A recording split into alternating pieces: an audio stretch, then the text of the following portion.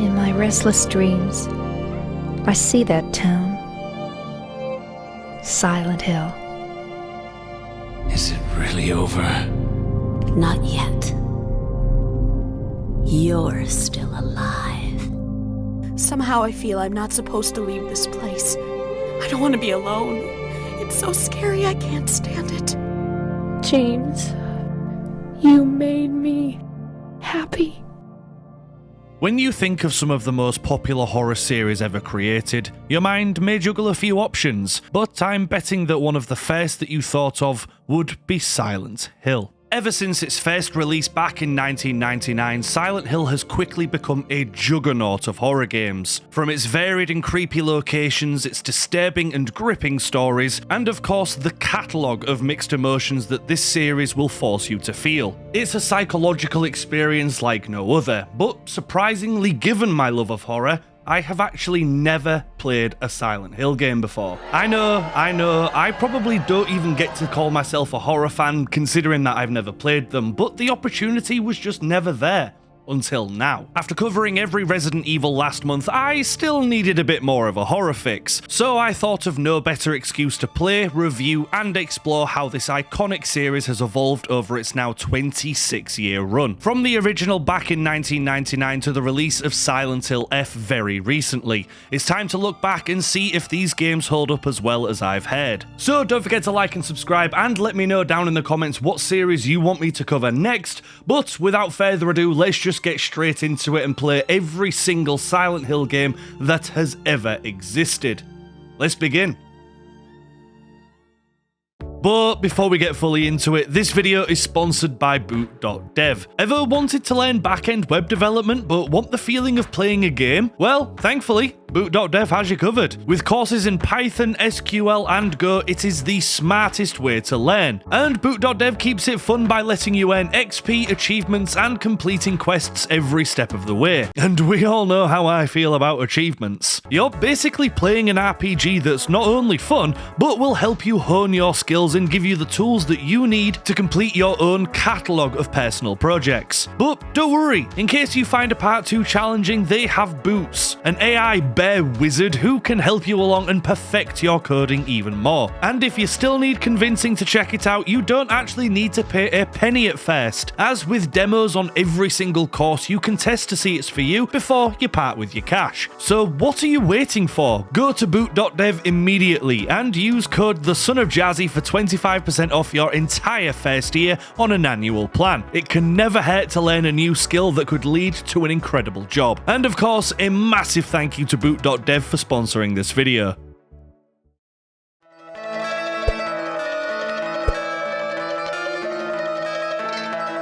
Of course, we must begin with the original Silent Hill, released for the PS1 on February 23rd, 1999. With the recent explosion of Resident Evil, the team at Konami knew they wanted to release a game to compete with the hype. However, instead of relying on the same type of horror experience, the team decided that they wanted their entry to be a lot more psychologically scary than other games. Did they succeed? Well, let's begin with the story. The main protagonist is Harry Mason. He's travelling to Silent Hill with his daughter as a little holiday, but unfortunately Harry catches a rather nasty case of road child before crashing. When he awakes, his daughter Cheryl is missing, and as any good father would do, he travels into Silent Hill to find her. It doesn't take too long for things to get freaky, however, as not long into the fog, a siren rings out and the world around us changes into a disgusting, terrifying, and dangerous place, where Harry must fight for survival against the unexplained creatures that have emerged. We'll get more into the story later on, of course, but for now let's talk about the controls and what you'll be doing for most of your stay here in Silent Hill. We must begin with the tank controls,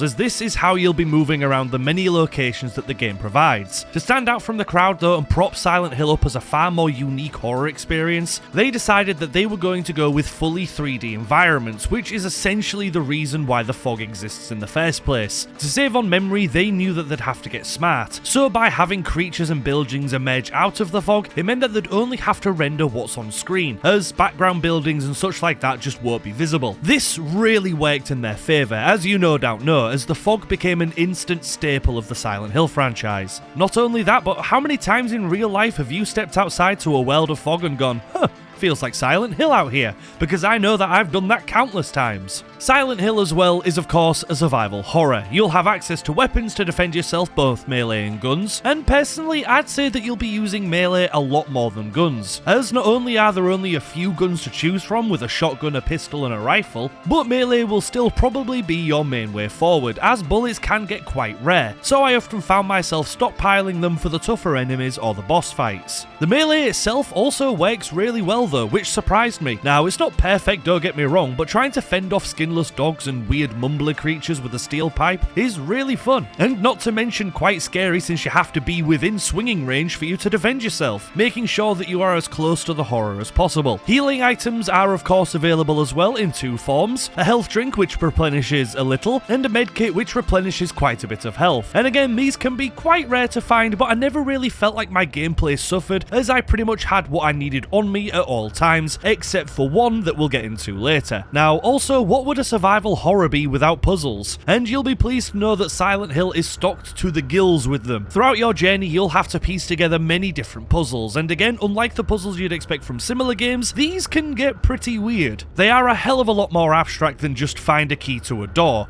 I mean, you do that anyway, but let me explain. Throughout the game you'll be completing puzzles that almost make no sense. Like in the school, to get a medallion piece you must find a chemical to open up this monkey paw hand thing, which works I guess, and in the exact same location you have to fill a hole with a bouncy ball so that you can wash a key down a drain properly. Some of these puzzles will take some serious brain power for you to complete, or a cheeky Google search, which I can't lie, I definitely did once or twice. But they do work great, and somehow they match the bizarre tone of the game, and none of them really felt out of place, even if some of them did feel a little bit cartoony. Again though, no complaints. Throughout the entire game, you alongside the character will start to feel really disoriented and confused, and this is on purpose. Since Harry Mason is just your average Joe with no skills or knowledge to deal with where he is, every time you interact with someone or throw yourself deeper into the craziness, you'll normally come out feeling suspicious and confused on what the hell is actually going on, and it works perfectly, it really does. With the ambient sounds, the claustrophobic locations and bizarre characters that you'll meet throughout, if you're anything like me, you will not have a sausage what's going on,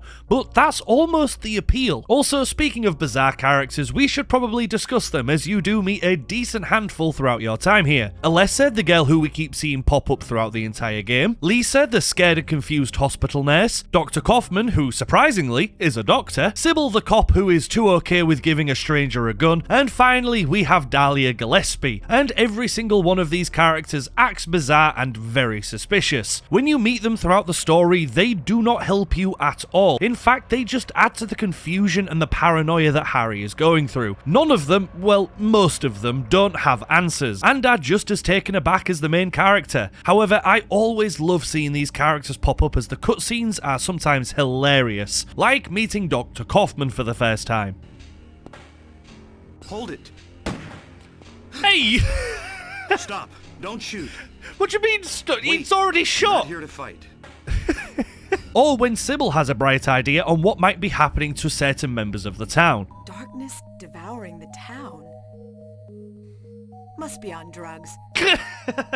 But some of them are honestly really unsettling and quite upsetting, like the scene in which Lisa realizes exactly what she is. For the time it was made, it does hit harder than you might expect. With that, let's discuss the many types of creatures and monsters that you'll fight throughout your journey in Silent Hill. The first enemies you'll face are some of the more basic foes, skinless dogs and weird bat creatures. They look great, but being honest, I found myself ignoring them more than I engaged with them. Next are the mumblers, who you'll find throughout Midwich Elementary School, and these little bastards aren't the strongest enemy in the world, but they normally attack in great numbers, and if you're not lucky, they will give you the suck, which I always found hilarious if I'm being honest. There are also the nurses in the hospital section, and I was quite surprised not to see the more iconic look, but they're introduced properly in the next game. Here they just look depressed, and honestly I would be too if I had a giant slug spot on my back, but they all serve the game really well. They fit into the nightmare landscapes, and whilst they're not the hardest foes you'll face in gaming, their presence definitely keeps you on edge. At times throughout the game when the sirens, you'll find yourself in the exact same locations as you once was,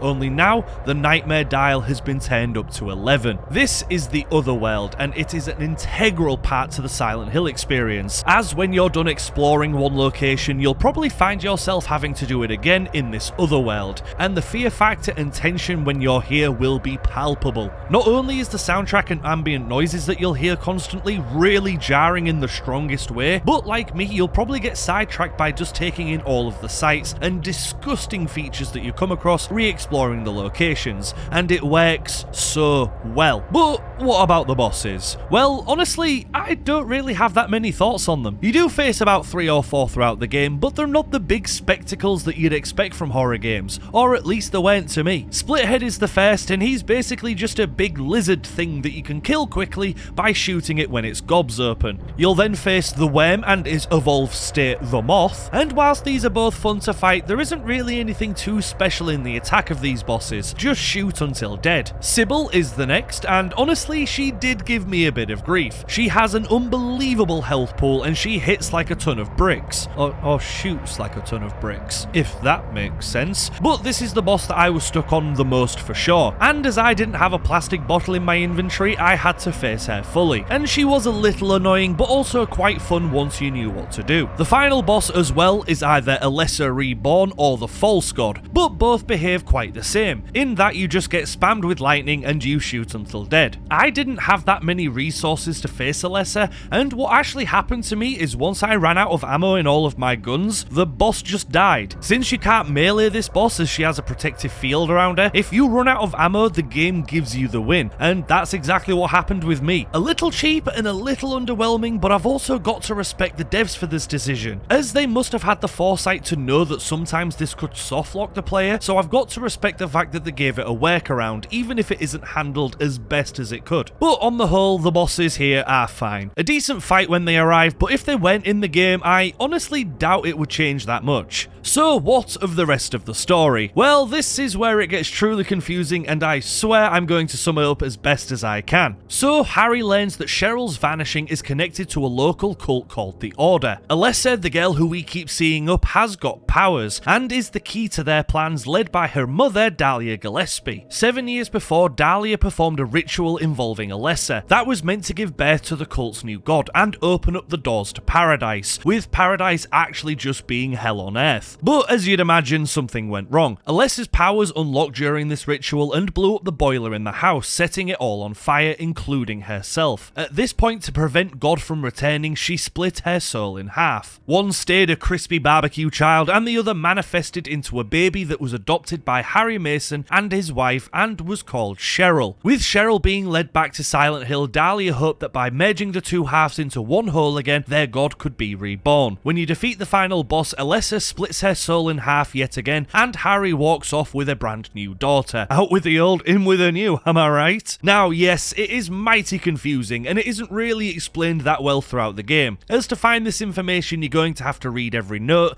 and piece together every clue that you can. But thanks to Google, I could just use that after the fact to understand it all. And I would say that this is one of the most complicated stories that Silent Hill tries to tell, which is totally fine considering that this is a first draft, and it works well for what's on offer. This is worth mentioning for one big reason, and to me, it's the fact that Harry isn't the main character of the game, Alessa is. This is entirely her story, as it turns out, as every single Otherworld moment, every creature that we fight, and the horrid noises that we hear throughout are manifestations of Alessa and what she fears the most. Skinless dogs and bats, nurses that have spent years prodding and probing her as she was locked underneath a hospital, all of this is her trauma made real by her powers, and to me, honestly, that's amazing. And that's not even talking about the side missions revolving around the drug scandal that hit Silent Hill. I didn't manage to find this in my playthrough, but it is there, and just adds more lore and info to the world, which is never a bad thing. It's also worth mentioning that Silent Hill has multiple endings depending on who survives and what side quests you've done, which is a phenomenal way to add longevity to this game. But for my playthrough, I did get the bad ending because I suck. For me, Silent Hill was a real surprise. I didn't know what to expect when I went into it, but it didn't take me long to get sucked into the story, the characters and the setting, and I was pretty entertained from start to finish. damage. The thing that amazed me the most was that there are no jump scares in this. The entire game's scare factor is based on setting and atmosphere, and this is where the game truly sets itself apart. No cheap jump scares to get my heart racing, just the game relying on its world building to provide the scares, and my god does it do a wonderful job. So Silent Hill is a very strong entry, and of course it goes in the #1 spot for now. It really does a wonderful job on setting itself apart from the competition, and in my eyes it handles every aspect pretty damn well. So I would heavily recommend you folks give this game a go if you've yet to do so. Finally, it's also worth discussing that this game did get a GBA release called Play Novel Silent Hill, and this retells the same story through text-based gameplay, with the players having to occasionally solve puzzles and make decisions on what direction the characters go next. Honestly, I didn't play that much of it at all really, so let me know in the comments if this is actually a decent adaptation or if it's just worth skipping entirely. So with that, it's already time to move on folks. Konami dropped some gold here, which is why Silent Hill was added to the PlayStation Greatest Hits. However, would their next title achieve the same greatness? Well, let's see as we now already arrive at the most famous Silent Hill.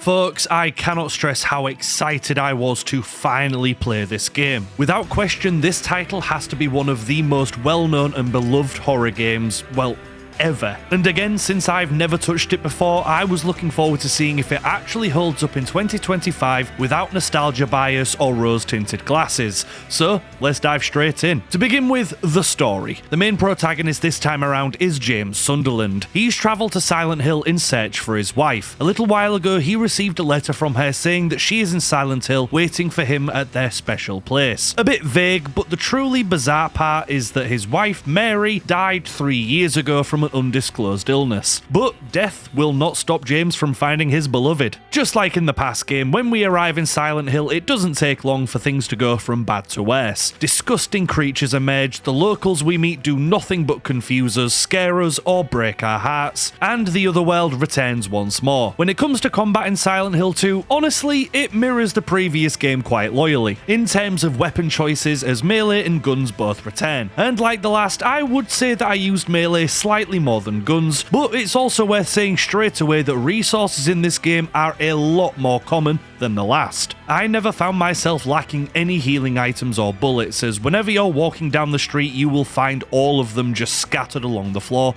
ready for James's pocket. And they run deep, as this dude can carry a hell of a lot. And you know what else he can carry? Oh, there was a joke here. It's gone now. It's also very quickly apparent that Silent Hill 2 puts a lot more emphasis on the characters that you meet and their storylines as well. Throughout the entire game, you will constantly bump into the same few people. Angela, who you meet in a graveyard and is apparently looking for her mother. You meet Eddie, who at first seems like a terrified and confused character, but throughout your time here, you realise he's more than what he says he is. There's also Laura, who is a little bastard and constantly upsets James by either standing on his hand or calling him a fat face. And of course, we need to mention Maria as well. She is the spitting image of our wife Mary, and her character just seems to be there to flirt with James and drag him deeper into the hills. But again, there is a lot more here than you may think at first. We'll talk about the characters later, of course, so for now, let's move on to the creatures that you'll fight. Firstly, the entire catalogue of enemies is very different from the ones that came before. The creatures you'll be facing the most here are the lying figures. Gross meat bags with sexy shoes and zips. They can ram into you or cover you in their undisclosed goo as their primary means of damage, and I quite like these little freaks. There are also mannequins, or legs as I couldn't help but call them, and they love hiding in the dark and jumping the player without warning. The nurses once again return, this time sporting their sexy bandages and cleavage, but they work quite similarly to the nurses in the previous games, as their entire purpose is to stab your shit in. But we can't delay it any longer. We need to discuss the most iconic character, not only in Silent Hill 2, but the entire series, and that of course is the Mandarin. Wait, no.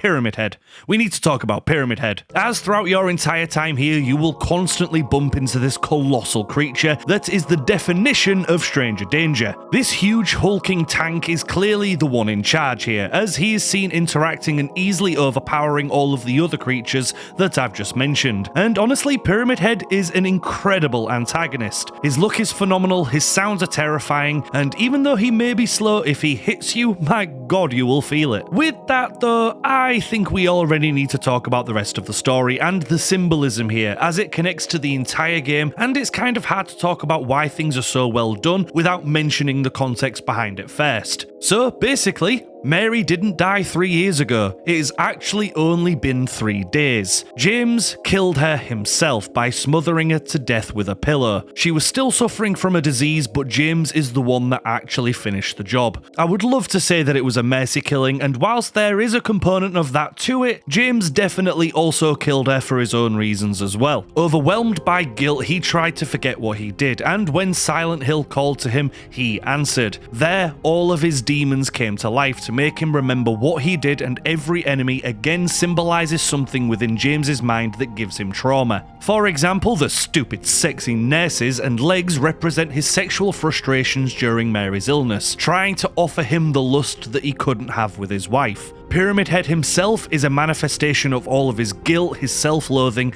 and his desire to be punished for what he did. And for a game from 2001, the amount of layers to this story and the characters are unbelievable. Throughout the entire journey, I was sat there thinking what every little thing could mean, and trying to piece the game together with the breadcrumbs and clues that it leaves behind. And honestly, I think I did a decent job, but you'll probably just have to come watch me live to see for yourself. That was one of the worst livestream plugs I've ever done. Oh well, moving on. My point is that every single fibre of this game's narrative is there and crafted on purpose. And even though Silent Hill was very important in the last title, here I would say that Silent Hill has now become its own character, as the town itself has a desire to seek out trauma and pull people into the city that have demons that need to be faced. For example, Angela and Eddie are both trauma-riddled in their own ways. Eddie shot a dude in the leg and killed his dog for years of being relentlessly bullied, and in Silent Hill, Eddie gives into his trauma and becomes a one-man killing machine, taking out anybody who he thinks is making fun of him. And Angela, oh god, poor Angela. This lady broke my bastard heart. She found herself in Silent Hill after killing her sexually abusive dad. After a lifetime of abuse and harassment, she finally snapped and wound up here. I can't get into all of the reasons why this character is heartbreaking and incredibly written, but if you've played the game, you know. Whenever she was on screen, she stole the show. So now we need to discuss Maria, the flirty Mary clone, and that's exactly what she is. Another manifestation of James's lust, but also a reminder of what he did to her. She is an amazing character as well, and again, I would love to sum up every reason why, but it would take hours. Long story short, the character's theme, setting, and story are easily one of my favourites that I think I've ever played in horror. It sucks you in immediately, and it does not let go until the very end, and like the last title, there are also multiple different endings. The one that I got was the heartbreaking in water. James gives into the guilt and drives himself into Toluca Lake, where Mary reads the letter that she wrote for him, and the ending punches you straight in the gut. And credit to the voice actor for Mary here, as it is masterfully done. These last few years since I became ill, I am so sorry for what I did to you. Oh, the way her voice is breaking. You've given me so much, and I haven't been able to return a single thing. Shit, I'm actually tearing up a bit. Fuck. So with that out of the way, we of course still have some more things to discuss, and next, let's talk about the boss fights. Similarly to the last game, there are a couple of big foes for you to face. Pyramid Head of course, and you face him a couple of times, and sometimes a couple of him at the same time, and he's great. You also deal with Abstract Daddy, who is the manifestation of Angela's dad, and this boss design speaks for itself. It's gross. You fight Fleshlip, which represents James's memory of Mary in a sick bed, and finally you actually do do find and fight Mary herself. Now, I will say that most of the bosses feel quite similar to the previous game, in which I don't think they are the most important boss fights within gaming as a whole, but they are definitely worth their inclusion a lot more here than in the last game, and all of them were very fun to face and offered a unique angle with every fight. The flesh lips jumping in and out of the ceiling, or the fact that Pyramid Head can't actually be killed, and the boss fights only end with the siren beckoning him away from the fight. So again, another improvement in my eyes. The look of this game as well, it's just simply beautiful. Not only do they look brilliant, both the normal and the other world, but just like the story, every single pixel is placed with thought and intention, making it again just an incredible experience to walk through. Although I will be honest and say that the fog in this game is a little bit too dense in my opinion, as sometimes it does look like you're running just straight through a cloud, but other than that, it's all spot on. Puzzles, as you no doubt imagine, also return in glorious fashion, and while some retain the same abstract feel of the last game, I will say that some of the puzzles here are just a little bit too silly for me to really feel like they make sense. A prime example is the stupid hospital puzzle, where you have to find a bent hook and a specific lock of hair to fish a key out of a drain with. I don't need to explain why that's stupid as hell. Yeah. What the f***? What is that? No, I'm wrong, there are a few hair. Oh, cool! All of that effort for a couple of pubes. Do not tell me that Did I take the hair? Why do I need the hair? I've got a head of it! What the feck am I gonna use a couple of clumps of hair with? There's no way. There's no way. What is that? That's the stupidest puzzle I've ever come across in my life. Folks, in all honesty, it's hard for me to continue to talk about Silent Hill 2 without just needlessly glazing it. This game blew me away, and I never would have expected to have the hold on me that it did, but the people on this are 100% spot on. This game is a masterpiece, and I know that sometimes in the past I have thrown that word around a little bit too loosely, but here I mean it with my full chest. Silent Hill 2 is a masterpiece. The story, character work, setting, atmosphere, sound design, mechanics, combat all feel ahead of its time, and this has rapidly shot up the list to be one of my favourite horror games of all time. So, as you'd expect, Silent Hill 2 is going to take the #1 spot as the new leader of the pack. And I'm not going to lie to you folks, it's going to take a pretty special game to dethrone this one, but we're going to have to see if that's possible. It's also worth noting that since I played the director's cut version, it did also include a short DLC that gives you control of Maria before her first encounter with James,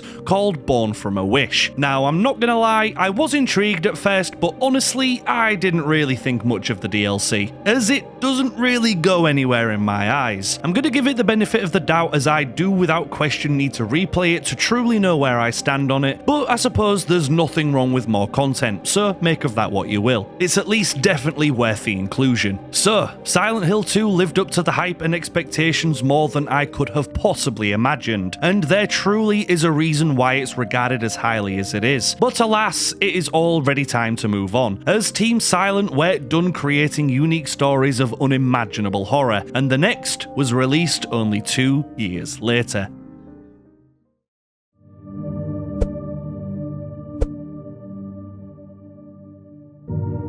Silent Hill 3 dropped on May the 23rd, 2003, and acts as a direct sequel to the original. In this installment, we once again will be walking through a town of fog, fighting and running from nightmares made real, all whilst trying to understand what and why any of this is happening. So, let's crack on. This time around, our protagonist is Heather, a 17-year-old girl who just wants to spend the day shopping as anyone would, looking at books, exploring the mall, and observing... Wait, what is that?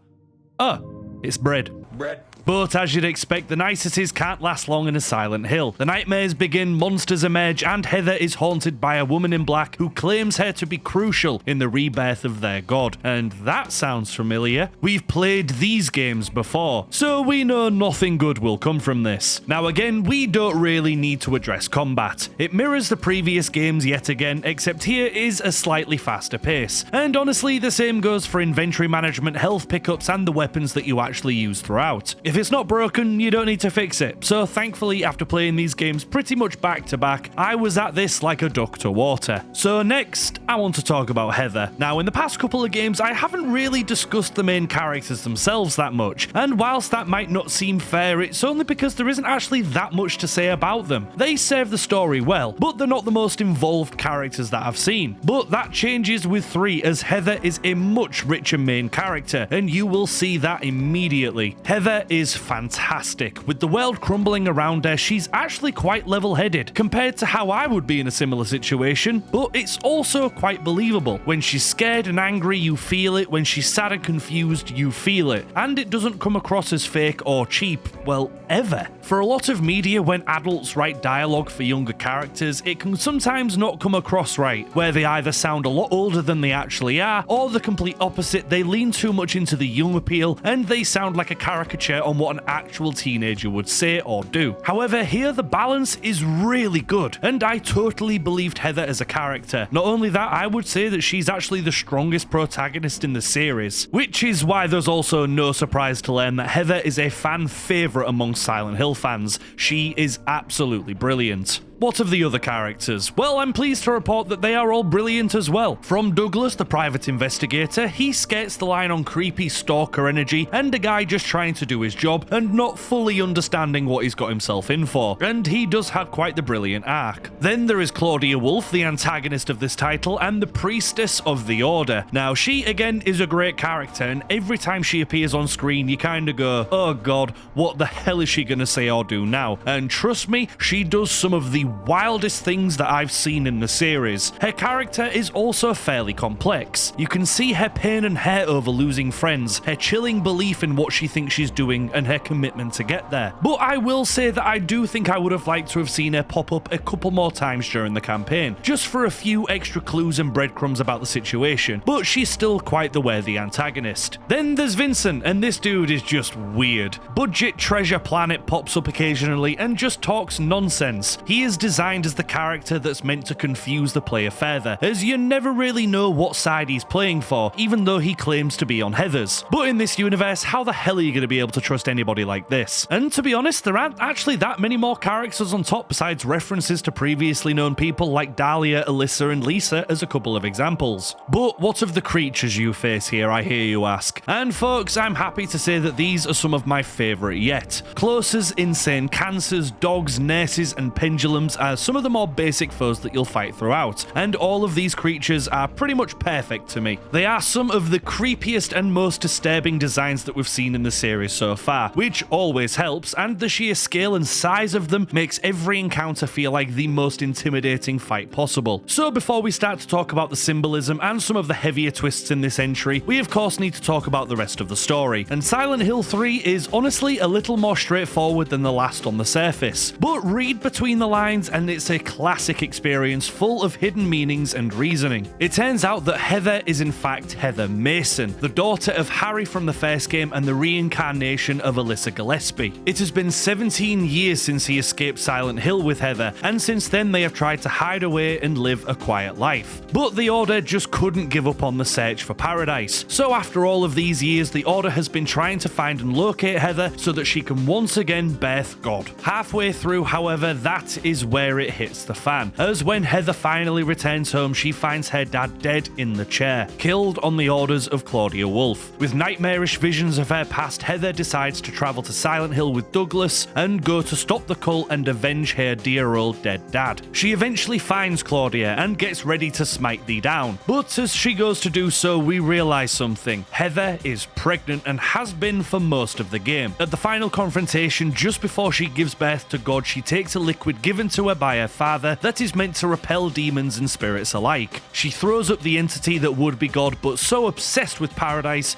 Claudia then eats it and becomes the vessel giving birth to God that Heather then has to defeat as the final boss of the game. The entire theme of this title can be summed up as womanhood. Heather for the entire game is trying to find and maintain her own identity as a young teenager on the cusp of becoming a woman. The concept of forced pregnancies, which women know all too well, and even down to the creatures that you'll fight and the obstacles you must overcome, all feel connected through womanhood, as a lot of the creatures can represent sex, whether it being the numb bodies zombies who look like spam, tentacles that can instantly kill you that look like umbilical cords, and bosses that, well, I'm sure you can see my point. But it also goes a hell of a lot deeper than that. For example, Douglas, the PI, as a character feels like a stalker. No matter how many times Heather begs and demands that she be left alone by him, he pops up again and again trying to help whether she likes it or not. And bearing in mind that Douglas is the kindest of everybody that you'll meet in Silent Hill 3. Now, honestly, I don't think I'm the perfect person to really talk about the symbolism that Silent Hill 3 tries to tell, as I'm a guy, obviously. I won't understand the complex layers and symbolism that women playing this game will recognize and appreciate immediately. So, if you do want to understand the messages that this game tries to tell, I would highly recommend Tango Mushi's video on Silent Hill 3 exploring womanhood through horror. It is genuinely fascinating and does a far better job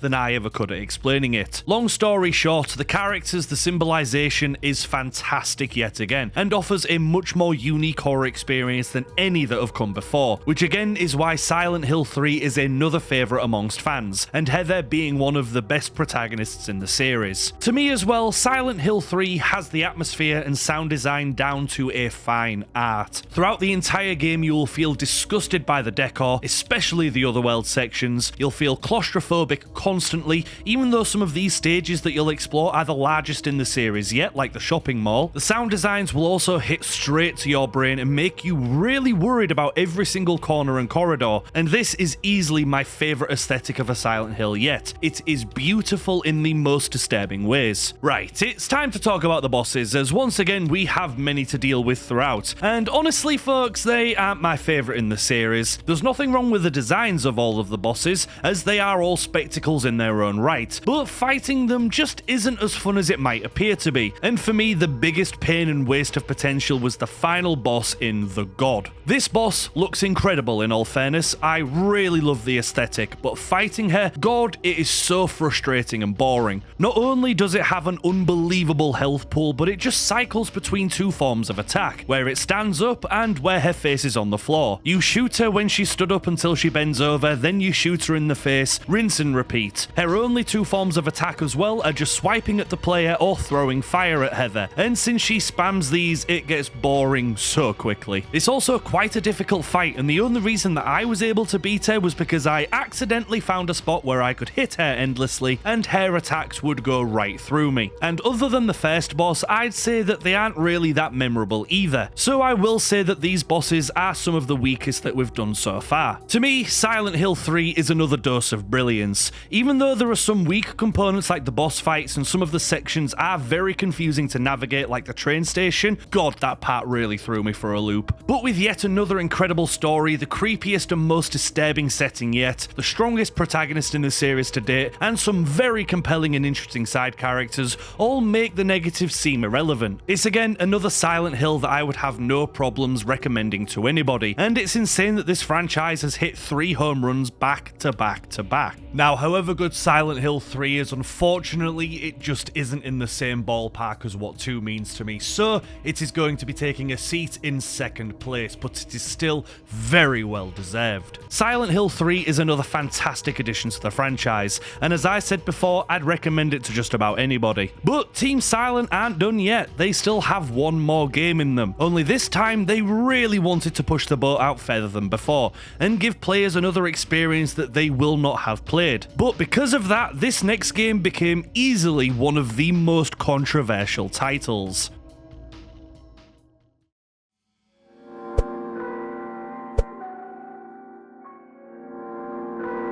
Silent Hill 4 The Room dropped surprisingly only a year after the last, and it's quite amazing considering how much they decided to change about the formula. And the first and biggest change is that Silent Hill doesn't actually appear in this game, and you don't travel there. But I'm getting ahead of myself. In Silent Hill 4 we play as Henry Townsend, a man who wakes up trapped inside his apartment as the only door out is blocked by chains, locks, and a mystical force. In his bathroom, however, is a hole, and this becomes the only way he is able to leave his apartment. When he travels through the tunnel, he exits in nightmare situations that only get worse the longer he stays. The premise immediately hooked me. A confusing and intriguing beginning, and the further the game goes on, the more things get bizarre, but in a really interesting way that somehow still feels very Silent Hill, even though it's worlds apart from the previous games. Unfortunately though, we do have to start with a slight negative, and that's controlling Henry in the apartment. For the first time properly, it's a first-person camera, and the controls are really bloody clunky. The inverted camera doesn't help, but it did take me a moment to figure out how to move around the room, and whilst you do get used to it eventually, it's still never really fun or easy to walk around. But the apartment in this game serves as a safe spot. In fact, the apartment is the only place in the entire game where you can actually save at all. So instead of waiting for a save point across the other world, you'll instead be begging to see a hole in the wall that takes you back to your beloved room. There's a lot more substance to the room than just saving, however, as by just being here at first, you'll actually replenish your health, which works well considering there aren't as many health items and such as there were in the previous game. So it's a good incentive to make the player return here often. Not just that though, as by checking the peephole, looking through the windows, and the notes that are passed to you underneath the door, this is where the breadcrumbs, the clues, and the questions really make the story very effective. Whenever I had a new opportunity to travel back to the flat, I took it, just to see if there was any differences, and it truly became one of the highlights of the entire game for me.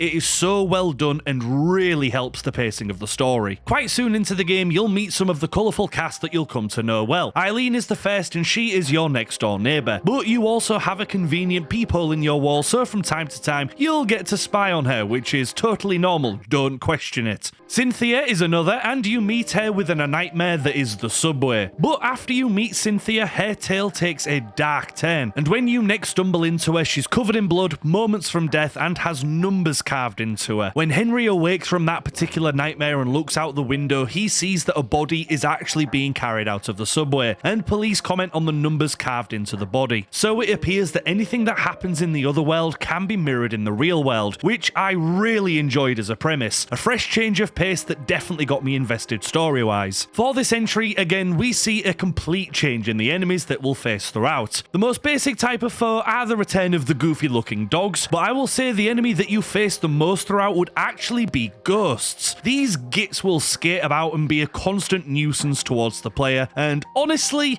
I never liked these enemies at all. For a world full of disgusting monsters and manifestations, I just never really thought ghosts fit the niche really, and they do seem a little out of place. Not only that, they are hilariously annoying to take out, as they cannot die. To put them out for the count, you must stab them on the floor with a very special knife that are extremely limited throughout the game. But for my playthrough, I couldn't get this done a single time. For some reason, when I went to go and stab a ghost with the knife, they would just get up and rock my world yet again. So not the best to deal with, I'm afraid. Other than that, you do have these bat bug creatures, the twin heads, and a smattering of other foes to face, and they're not too bad. Not the best with 4, and I do wish we saw them push the boat out just a touch further. Oh, but actually, saying that, there is no way in hell that I cannot mention the patients that you meet in the hospital section. These creatures may seem scary, but they are in fact hilarious, as every time you hit them, they either fart or burp. And there is nothing funnier than kicking one down the stairs and watching each step set one off.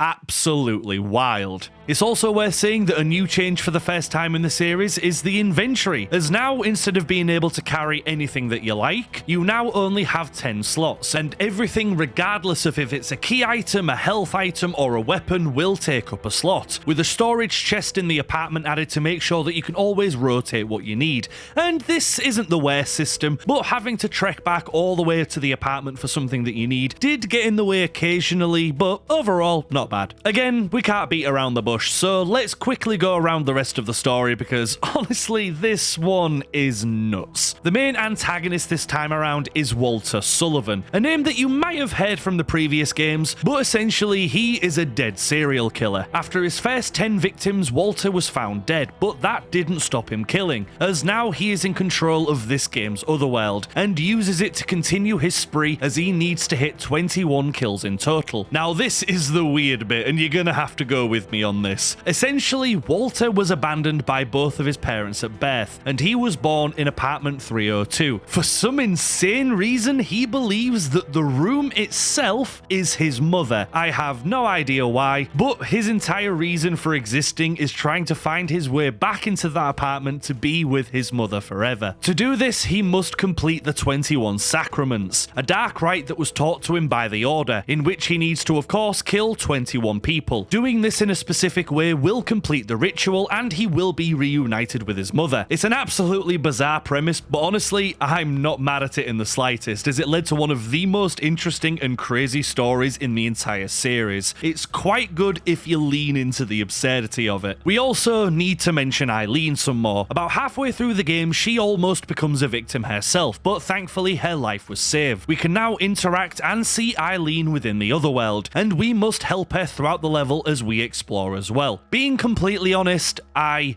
hated this. I've never really understood why people hate escort quests so much, but finally with this, I can understand when it's done badly. Because Eileen is injured, she is incredibly slow, and while you can give her weapons to defend herself, I never really wanted to, as it just lines her up to take some massive damage and slow the game down even further. Not only is she slow, but her hitbox on if she can follow you into the next section or not are really tiny, so you will constantly have to bounce between doors to make sure she keeps up. Eileen is also possessed by Walter, and the more damage she takes, the more she loses her mind and gets possessed. Thankfully though, you can use candles to keep the danger at bay. There's only one problem with this though. Candles are so rare in this game, and not only do you have to use them on Eileen to keep her sane, you also have to use them in room 302 when the hauntings begin, as that can turn the safe room into more of a danger room, and the balance isn't that great. But that's actually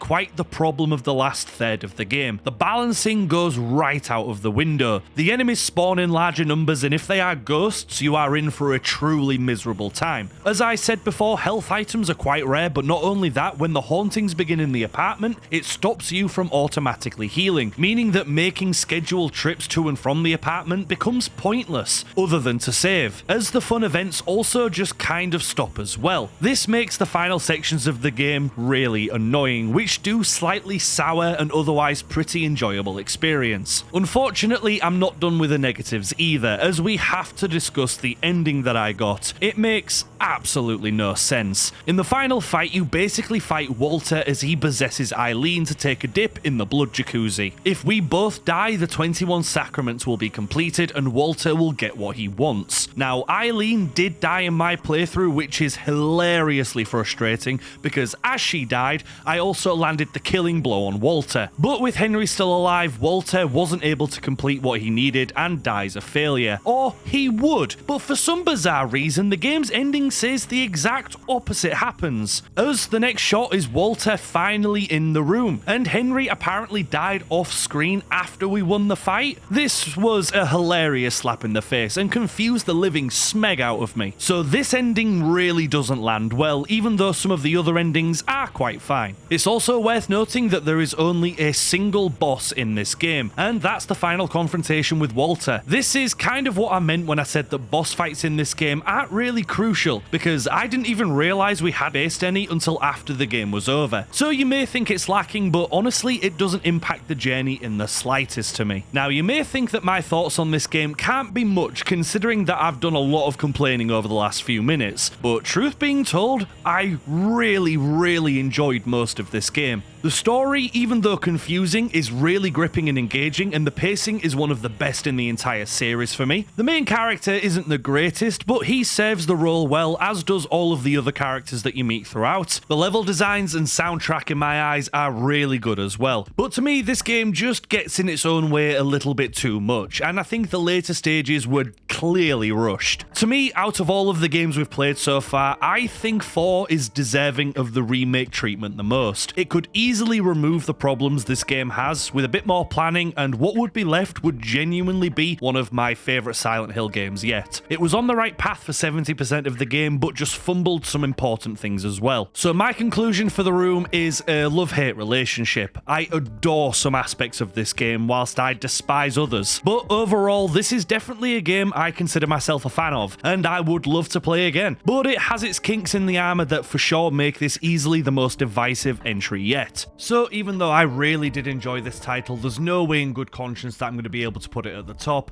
I think the perfect place for it is just above the original, and we'll have to see what comes of this game in the future, because I really do want a remake. Unfortunately though, we have some bad news, folks, as the 4 mainline entries are complete, and that means there are no more games from Team Silent, as Konami disbanded them a year later. Absolutely heartbreaking, but that's not the end for Silent Hill, as the future games were given to Varian Western Studios, and the next would arrive a couple of years later, and we have our first handheld experience.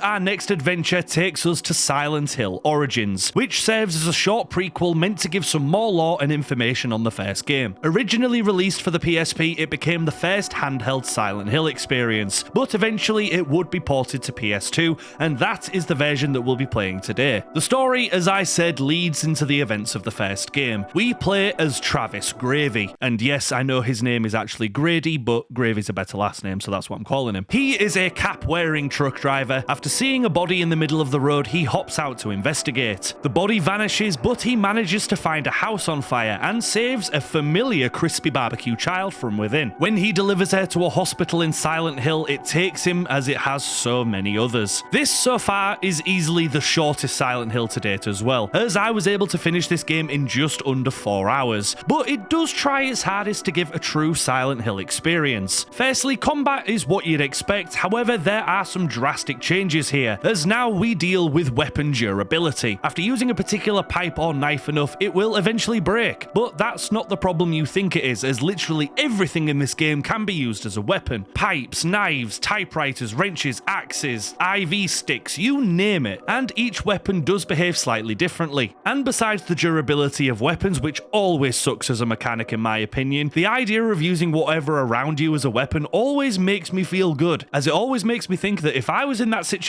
that's what I'd be doing as well. So I've always enjoyed this, even though the combat itself isn't the most engaging or fun that we've seen in the series so far. In fact, it's also worth mentioning that Travis can just beat the foes down with his fists, which I find hilarious as well. The next newest addition are the mirror transitions, as instead of sirens blaring out and getting a headache, you now travel to and from the other world by choice by interacting with mirrors that are scattered around the level. And truth being told, I hated this feature. Personally, I feel like it really nerfs what the other world is about, as it's always thought of as something that can't be reasoned with or predicted, but here I feel like being able to freely swap between the worlds really undermines how powerful the other world is. But as a mechanic itself, I suppose it's not the worst we've ever seen. Other than that, it's pretty rinse and repeat if I'm honest, and whilst it's not the most entertaining game that I've ever played, I feel like it adapted Silent Hill as well as it could have. The environments look really good in my eyes, the sound design is what you'd expect, and the monsters that you deal with do look good.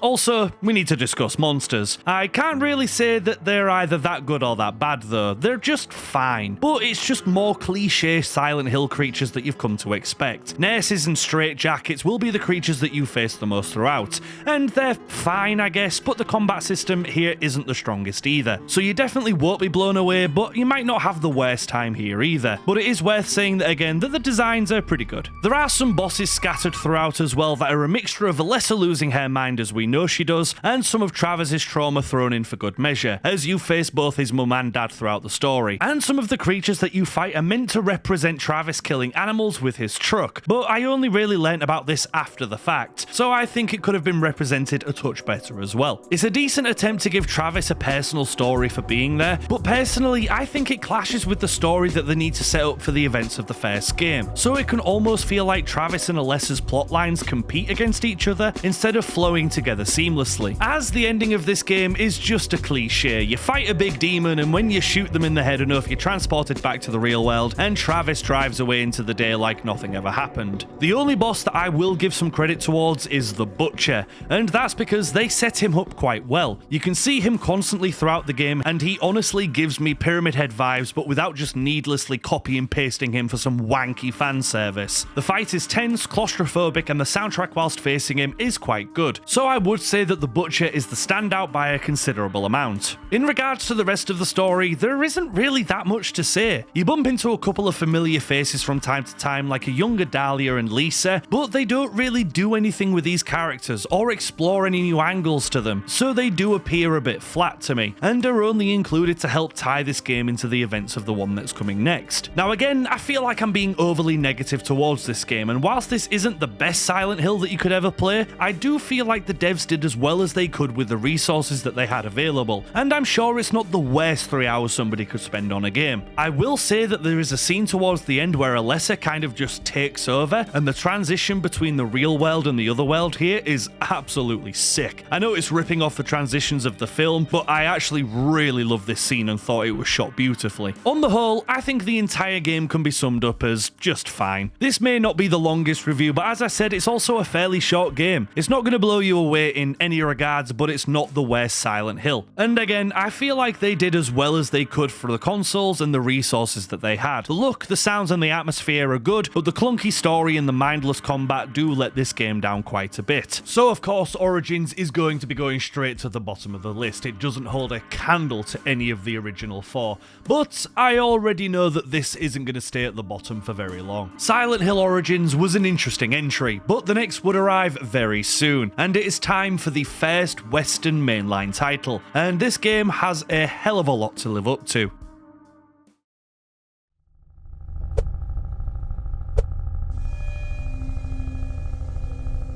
The next Silent Hill experience is brought to us by Double Helix Games, and I was very curious about testing this one, as my chat made it known very quickly that this was another divisive title that not many people could get behind. But is it truly that bad? Well, let's find out. For Silent Hill Homecoming, we play as Alex Shepard, an army veteran returning home after being discharged from a hospital due to wounds he suffered whilst in service. When he gets home, things just aren't right. It's a Silent Hill, why would anything be peachy? His hometown of Shepherd's Glen is caked in fog and his family are missing, so we need to go find our younger brother whilst dodging the nightmares. The premise honestly really intrigued me at first. I think a war veteran would be a really good character as the focus of a Silent Hill game, as there is no doubt plenty of trauma to unpack. But this setting could give way to some amazing enemies, brilliant twists and set pieces, so I was actually on board to begin with. But let's dive a little bit deeper. First, the basic gameplay loop is fairly similar to what we know. Exploration with disgusting and demented locations, puzzles that need to be completed to move on, and of course enemies that want our head on a shiny silver platter. But delving a little deeper and things aren't exactly as good as they could be. And the biggest problem with this is the combat. Combat in this game is awful. There is just no beating around the bush with it. The controls of Alex are incredibly clunky whilst in combat, and it didn't take too long to realise that most of the interactions end either two ways, with you stun-locking the enemy in place and instantly deleting them, or the exact opposite, where you get shoved into a corner and that's where you will live until you die 5 seconds later. And this was appalling. This is meant to be countered by the fact that Alex can dodge attacks, and if you time it perfectly, you'll negate all damage and line yourself up to land a devastating blow on your opponent. But unfortunately, this is just far too temperamental, and sometimes even if you do land a dodge, you'll still end up taking the hit anyway. For some of the basic enemies like the nurses or the smokers, this wouldn't be too bad, even though they aren't fun to fight in the slightest. But oh my god, the Needlers have to be one of the most annoying enemies to face in the entire series, as you cannot attack them from the front. Apparently, their really thin blade-like legs are perfect for deflecting bullets somehow, so you have to dodge and attack them from the side, and it's just hilariously irritating. Considering this game puts a lot more focus into the combat as well, it's kind of hard to ignore. Unlike the previous games, you don't really get a say in which enemies you can fight and which you can avoid, as you pretty much have to attack everything you see, which again just doesn't feel right for a Silent Hill. I'm not opposed to a more actiony experience, but they fumbled it big time here, and combat becomes a chore pretty instantly,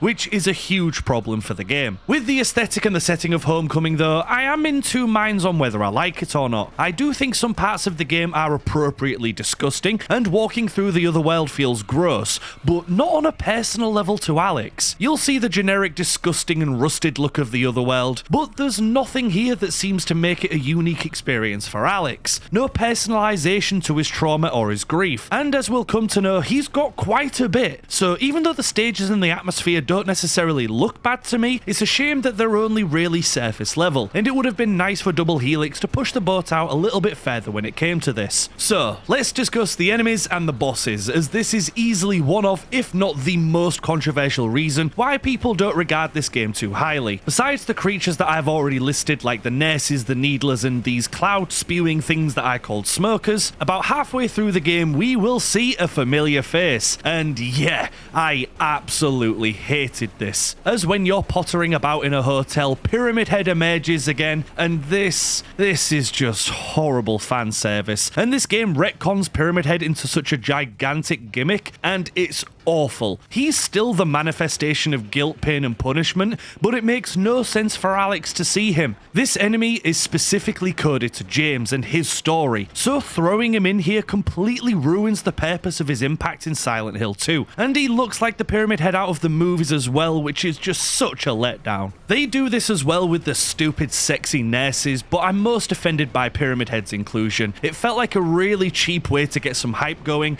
and unfortunately it has the complete opposite effect that the devs were hoping for. Other than those basic enemies, there isn't really that much for you to fight really. So again, it sucks that Alex's trauma hasn't been represented in the enemies, as it makes them kind of forgettable. The bosses themselves as well are a mixed bag, because on one hand they look incredible, there is no doubt about that. The Scarlet fight has to be one of my favourite boss designs out of pretty much all of the entries so far. And the final boss is worth mention as well, as a giant mechanical spider thing with a pregnant woman creature in the centre. That is Silent Hill through and through. But even though the bosses look great, they are so boring to fight. And yep, that's mostly down to the combat system being buns anyway. But the Scarlet fight, for example, all you do is stun lock this giant boss with a crowbar, and the fight is over before it really began. So another small dose of wasted potential here as well. Now for the rest of the story, I will give Homecoming a little bit of credit, as I think it was pretty interesting, and the twists it presents are actually quite decent. Long story short, the antagonists of this game are a collection of families that separated from the Silent Hills Order and made their new town of Shepherd's Glen. The families made a deal with a deity that once every 50 years they will sacrifice one of their children to keep the demons at bay. The Shepherd family drown their victims, the Holloways suffocate theirs, the Bartletts bury theirs alive, and finally the Fitches were dismembered. Some pretty nasty stuff, and this could be a really cool premise, if you can get over the fact that the deity is now a Dormammu and can be bargained with. Now the reason why everything's gone to hell is because Shepherd's family messed up, namely Alex did. Whilst out fishing, Alex accidentally knocked his brother Josh off the boat and he drowned. But since his parents had already told the deity that Alex was going to be the one sacrificed, this technically broke the contract and the fog emerged. Another decent twist is that Alex never went to war and he wasn't a soldier. Instead, he was in a mental hospital trying to deal with the grief and the trauma of killing his little brother. And honestly, I didn't see this coming. There's a lot more layers to this story, and it's finally nice to talk about a positive thing, because I did enjoy the tale that was told. But I will say that the pacing could be a lot better, as for 70% of the game you're just trying to find your brother and figure out what's going wrong. So it would have been nice to have had more breadcrumbs left throughout, instead of just keeping the bulk of the story in the reveals for the very end. But it is a small complaint. The characters that you meet throughout are also decent, I suppose. Not the best, but not the worst either. Elle, who you bump into constantly, works as a decent secondary character, as she is kind of in the same boat as Alex, and the sections where she accompanies you are so much better than, say, the Eileen section in previous games. The interactions with the people around the town, like your mother, your father, when you finally meet him, are decent, and add to the confusion since you don't really know what side they're playing on. So again, I do like the framing of the characters quite a bit. The endings, however, God, I despise the ending that I got. For this game, since there are several sections where Alex gets to make a choice, I thought I'd do something interesting and pick the exact opposite option on what I'd normally go for, just to see what happens. And for the most part, your decisions don't really matter in this game except for three: killing or saving your mum, forgiving your dad, and saving the policeman officer at the end when you find him. Through my choices here, I got the boogeyman ending. And this ending sees Alex give in to the guilt of killing his brother and literally becoming a new Pyramid Head. pathetic. Absolutely pathetic. But for the most part, the endings are all garbage, really. In one, your dad drowns you, in another, it was all a dream, and besides the UFO ending, the final one just has you leave town with Elle. Really anticlimactic, so it's a shame that the final note on the story, the characters, and the plot is a rather sour one. Now, it's no secret that I don't think much of this game, and it is true that this is definitely one of the weakest entries in the series yet, but I will give the devs a little bit of credit, in that you can tell that they really did try with this game. It's not like Homecoming has no love poured into it, because it really does, but unfortunately the devs just don't understand the themes and the tones of what make a classic Silent Hill work so well. So it's not really their fault, but even so, there are some problems that I feel like they should have known about before they released it. I will also say that I jumped a lot more in this game, so on one page it is one of the scariest Silent Hill games that we've played so far, but on the other hand, it's scary again for reasons that really don't make it a Silent Hill. I've never really felt like jump scares are a big part of the horror that these games tries to tell, so it was a little bit weird. But if you are after the scares, then this one will give you a few good ones. Now, is Homecoming the worst game I've ever played? No, not at all. As if it wasn't a Silent Hill, I'd probably appreciate it a lot more. But unfortunately, because it has Silent Hill in the title, a lot of my problems come from the handling of the IP. If this is your first ever adventure into the series, then you'll probably have far less to complain about, so take this review with a pinch of salt. Besides the combat, which is easily the worst part of this crap, an argument could be made for pretty much every angle of the game, but to me personally, it just misses the mark in most departments, and I don't think I'm going to be returning to Homecoming anytime soon, as it just doesn't feel like a Silent Hill to me. It's pretty frustrating, it can get quite boring, and it messes with the lore far too much, and doesn't do enough to let it stand on its own 2 feet. So it'll become a surprise to nobody when I put Silent Hill right at the bottom. I did not enjoy this game one bit, and I doubt I'll ever return to Shepherd's Glen again. It just misses the mark too much in my opinion. But don't worry folks, with that we're already on to the next game, and Konami decided to take yet another monumental risk. They're giving their IP back to Climax Games, and this time they are creating a new one, which is a reimagining of the original Silent Hill.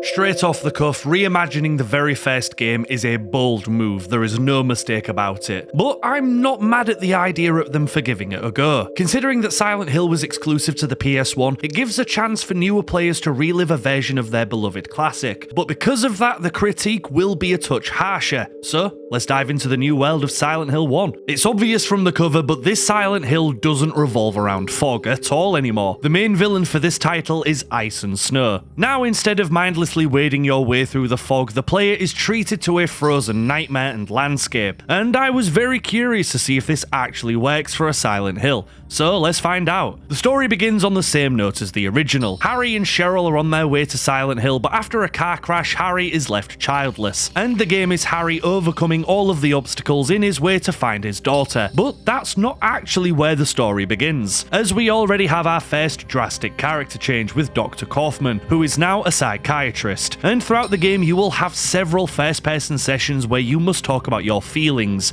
and what things represent. I actually really enjoyed these segments, as they do branch into the rest of the game quite well, and they never really felt like a needless inclusion. In fact, the choices that you make here can have some pretty impressive impact on the story, whether it be certain dialogue that characters use or a full-blown ending. I enjoyed this, so we're already starting with the right foot forward. Normally, I'd begin by talking about the mechanics and specifically the combat, but that's where Shattered Memories makes its second ambitious departure from the previous game, as there is no combat in this title. In fact, there are hardly any enemies in this game at all. For the most part, you'll just be throwing yourself through the locations trying to advance the plot. That is, until you meet the new Otherworld. At times during the game, the icy Otherworld emerges, and the entire point of these sections is now for Harry to escape as fast as humanly possible, whilst being chased by a single enemy type called the Raw Shocks. These humanoid freaks emerge and will endlessly chase and try to capture Harry. This is the first drastic change that I'm really not a fan of in the slightest. The brilliant appeal of the Otherworld is that you get to slowly explore a disgusting and terrifying location, trying to find clues and your way back to the real world, where all of that joy in this game is completely missing. By having to get through these sections as fast as possible, it devolves them into rather mindless chase scenes,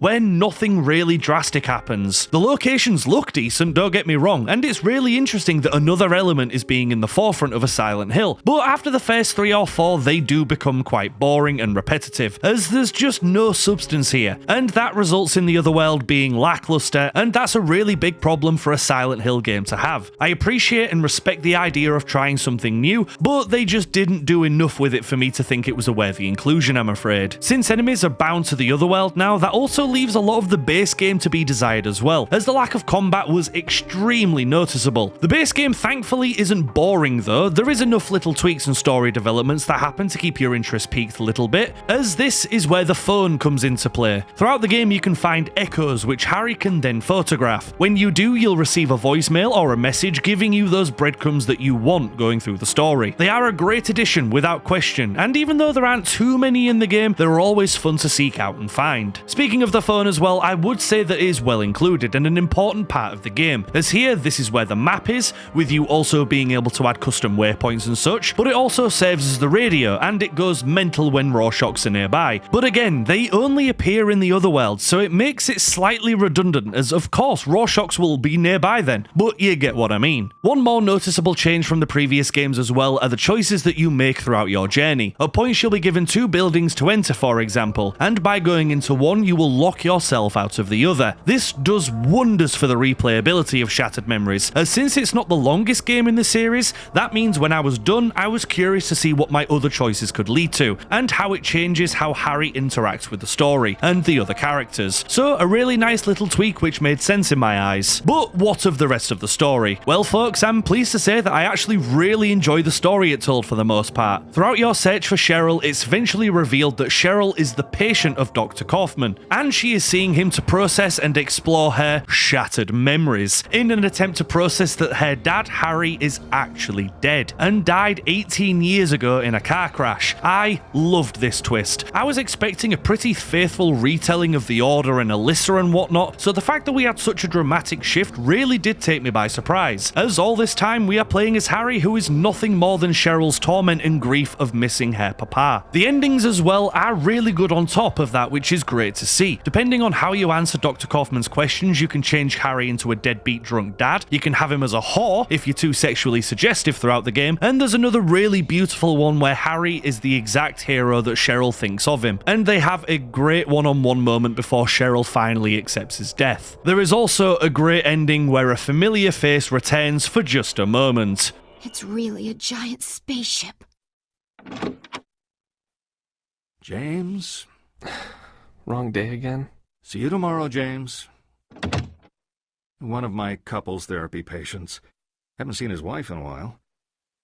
Where were we? See Homecoming? This is how you do fan service, you shitters. But besides Harry, the Doctor and Cheryl, you do see some familiar names, but in entirely new ways. Sybil the cop is back and pops up periodically throughout the game, trying to help Harry but also not understanding his bizarre situation at all, and I think it works great here. Lisa also returns as a nurse who is going through her own pain, confusion and suffering, and her tale ends in another quite upsetting way. God, I wish just once that Lisa could have a nice ending. Dahlia also returns in an absolutely bizarre and crazy new light, as here she is a young woman who is actually Harry's wife and the mother of Cheryl. Just like all of the other characters, depending on how you play it can totally change how she looks and behaves, from a very seductive character to cold and angry as a couple of examples. She really confuses Harry throughout the entire game on what exactly she is meant to represent, and with the ending as context, it's all just Cheryl's interpretation and conflicting memories of her mother, so it works perfectly. Honestly folks, I can't sing the praises of the story and the characters enough. This is a really enjoyable time and I was pretty invested from start to finish, and this is easily the best story of the Western games we've played so far. Other than that, there isn't really too much to talk about on the whole. I'm not mad at Shattered Memories for existing in the slightest, but it does have its negatives. The Otherworld or Nightmare sections get boring, the lack of combat bothered me a touch, and I will say that the ice theme is quite one-dimensional. And I'm not sure how to say this next part, but I don't think that this is a reimagining of the original game, as so much has changed. The only similarities between the two are the characters' names and the theme of Harry finding Cheryl, but I'm not really mentioning this as a negative because it still is an enjoyable title. As with the great characters, a wonderful story, some brilliant changes, and a few new mechanics, this is totally a game that I would recommend giving a go. It is fully worth it in my eyes, and I know that I'm going to be replaying this at some point just to see some more differences between the playthroughs. So I would say personally,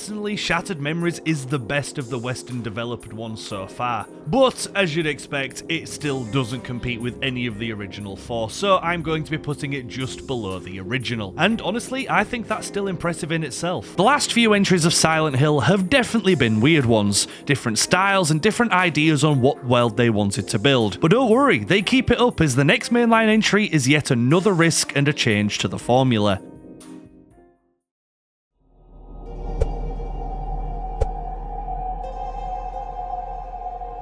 So in the last game, fog was turned into ice, and whilst it clearly wasn't as good as a classic Otherworld, what about rain? Well, that's exactly what Downpour is all about. A new main character, a new story, and a new type of fear. You're afraid to get wet.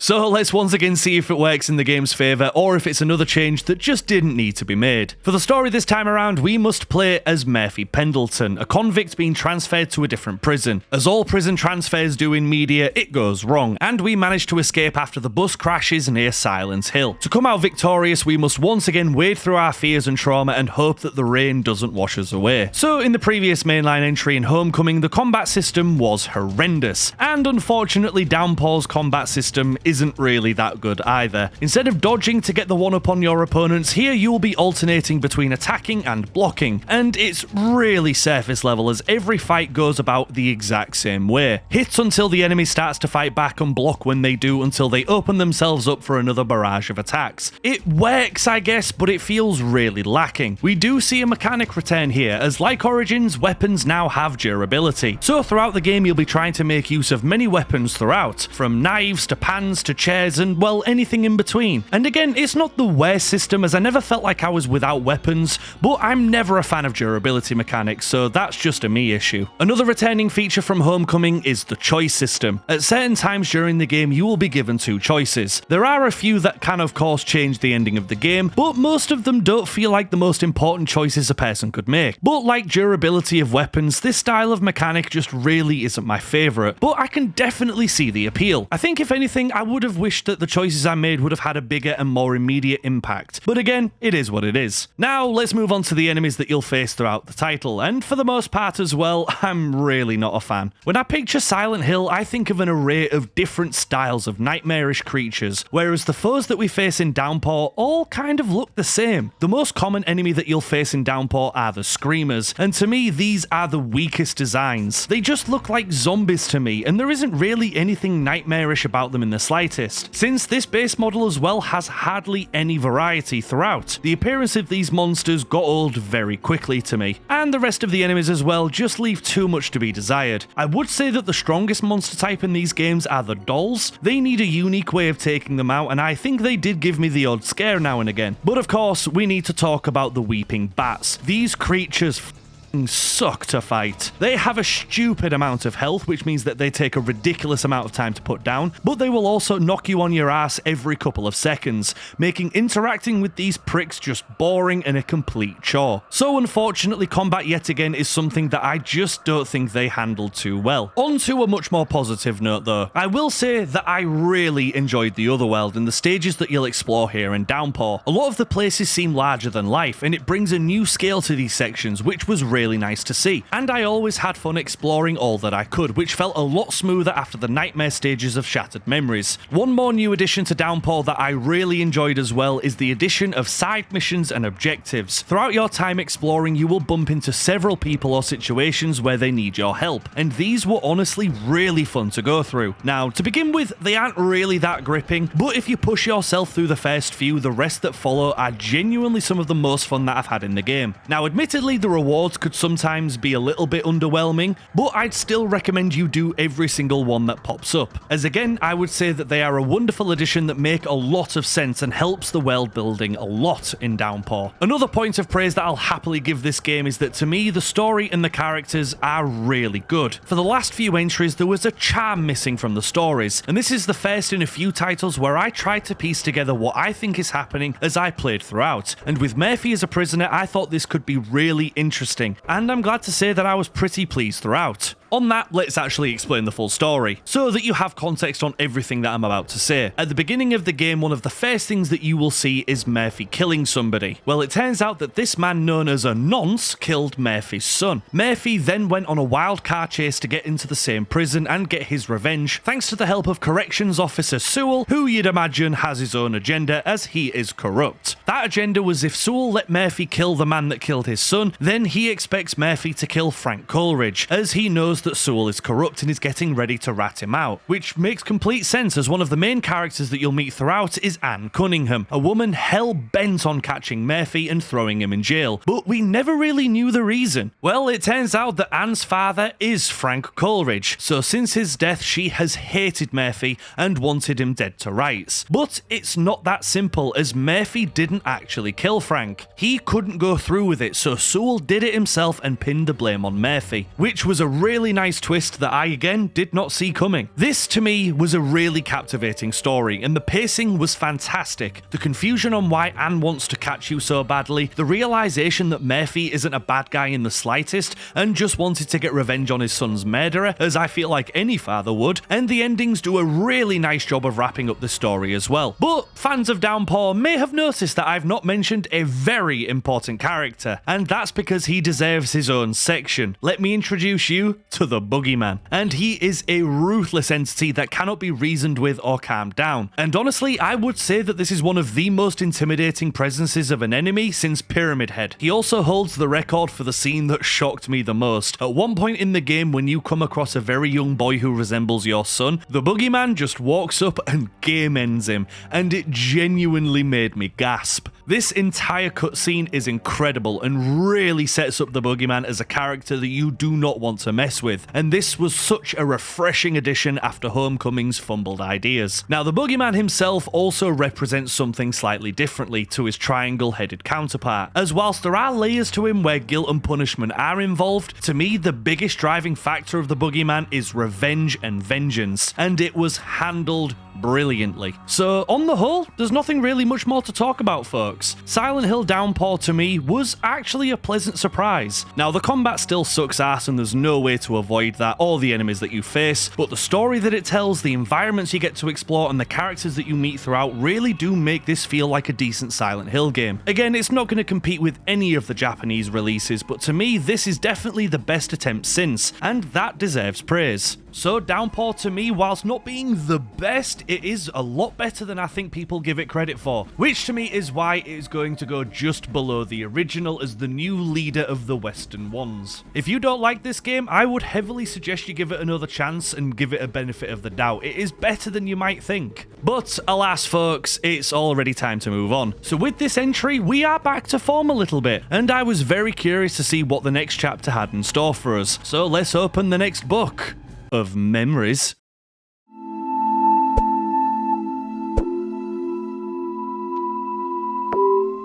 A new day and a new format of Silent Hill. This entry changes the entire series into a dungeon crawling RPG. Now, truth being told, I am not a fan of dungeon crawlers. If they are done right, they're not too bad, but as a genre of game like mindless zombie killing games, I just get so bored of them so quickly. But I'm going to hold on to hope. Let's see if Book of Memories is a great one or one that's worth skipping. To begin with, Well, I would say the story, but there actually isn't really a story here other than the introduction to the game. We start by making a custom character, and with a knock at the door, we see a familiar face in the postman from Downpour. He delivers us on our birthday the Book of Memories. Surprisingly, when we open the book, it contains all of our characters' memories, and our first thought is, let's change some of these and have an early night. When you go to sleep, you then enter the nightmares and soon find out that whatever changes in the book becomes reality. And as this game goes along, the protagonist tries to rewrite all of the memories. Now, I'm sure there's more at play here since every world that you enter does have a slight side plot that is given to you through the notes as you'd expect to find them, but they don't really go anywhere. The fire dungeon, for example, is the first location that you enter, and it talks about somebody getting fired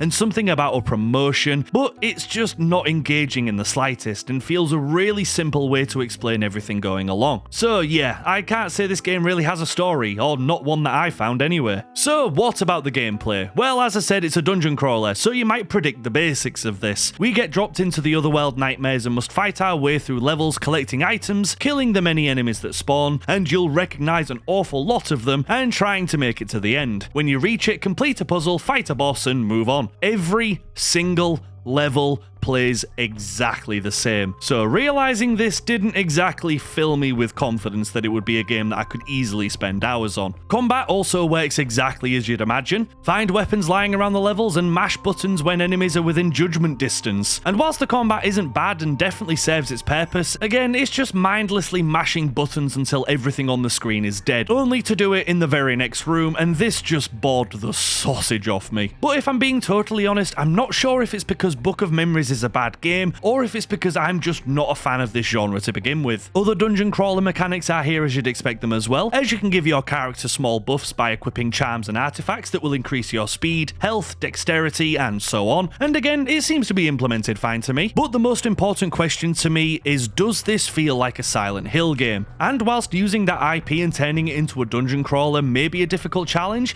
I can imagine with the right love and care that it could be pulled off well. But does this game manage to capture that essence? The answer is no, not in the slightest. The only thing that could really give this away as a Silent Hill are the many monsters that you face, Pyramid Head, the ghosts from The Room, Split Heads from Homecoming, and so many others that appear here altogether. And at the same time though, for me, something just didn't sit right about this. It's a cool premise bringing the collection of most foes faced throughout the series into one game, but it just felt off here. It felt more like a gimmick more than a game that had its own Silent Hill identity. So it's definitely weird. Another mechanic is the postman returns in the dungeon to give you a little bit of lore. But this just acts as a shop where you can sell or buy weapons, charms, and, well, everything that you'd expect, and yeah, it works fine. Folks, I can't beat around the bush, and I'm certainly not going to lie to you. I played this game for maybe an hour, turned it off, and then just did a little bit of research after the fact. And whilst that might not seem fair since you know I'm reviewing every Silent Hill game, with this, it doesn't feel like a Silent Hill game. And even if I did carry on playing it, I wouldn't really know what else there is to talk about, since the premise of the game is so repetitive anyway. There is hardly any story here to be told, and honestly, to me, this is just a complete waste of time. If somebody turns around and said, "Ooh, I fancy playing a Silent Hill game," you obviously would never recommend them this one. It's extremely surface level, it's very grindy, and exhaustingly boring. So make of that what you will, but I did not want to play a second more of this. So I can absolutely appreciate that this might not be fair, but for me, this is just not a game that I can play in any way, shape, or form. So this part's going to be quick. Book of Memories, straight to the bottom. Thank you for listening. Moving on. But folks, we've arrived at the bizarre stage for Silent Hills, as there's nothing new on the horizon. But that did change when a certain demo was released for the PS3, promising fans that some exciting things may be on the horizon, and I'm sure it'll all go smoothly with no cancellations or fallout.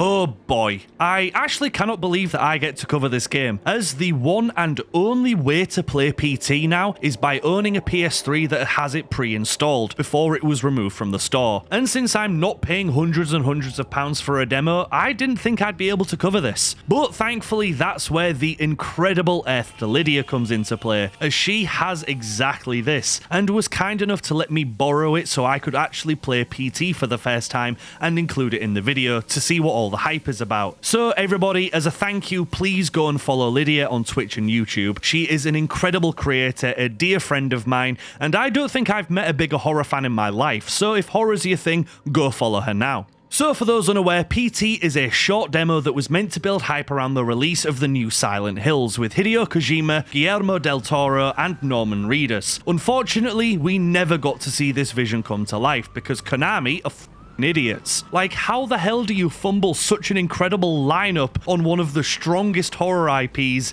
Actually crazy. But PT offers a short 1-hour experience that was meant to give you a couple of chills and excite you for what was to come next. And honestly, it delivers that pretty damn well. There isn't too much of a story really here. We're in a house and we endlessly move through the same corridor, but with slight changes every time we pass. We get a brief story of a man killing his wife and child, and we piece together that this is the house where that happened. So for the most part, you'll just be wandering through this corridor, trying not to get jump scared or killed by Lisa, who is a ghost that haunts this location, as if you don't play at your best, she will snuff your lights out quickly and unapologetically, but you're also meant to tackle the few puzzles that it offers you in order to progress further. For the most part though, what sells this short story is the tone. It is genuinely terrifying, as even though you're just exploring the same corridor in a house, the amount of events that happen truly surprised me. From babies in the sink to death fridges swinging above, you will never know what the next move is, and that is what is really appealing here. The only thing that I will say is that you cannot complete this game without a guide. It is so unbelievably convoluted and involves a lot more steps than you'd imagine to complete. But fortunately, we were able to get there. Eventually, you leave the house and that's the demo complete. You get a teaser that this was all for a Silent Hill and that's the experience done. Honestly folks, there isn't much more to discuss here, but the short dose of horror that it provides was very welcome. And now I, alongside the rest of humanity, is gutted that we will never see where this could have led. But I am thrilled that I have finally been able to play this gem. Folks, I'm not going to be adding PT to the score list as it wouldn't be fair to compare this to a fully fledged game, but I will say that if I was to add it to the list, it definitely wouldn't come in last, and that itself is a crazy thought. Now, unfortunately from that, Silent Hill lay dormant for a considerable amount of time. 2012 Downpour was the last mainline release, and the next game that we'd get would arrive a whopping 12 years later in 2024. And the game we're given is also not a full experience. If anything, it's just a short message.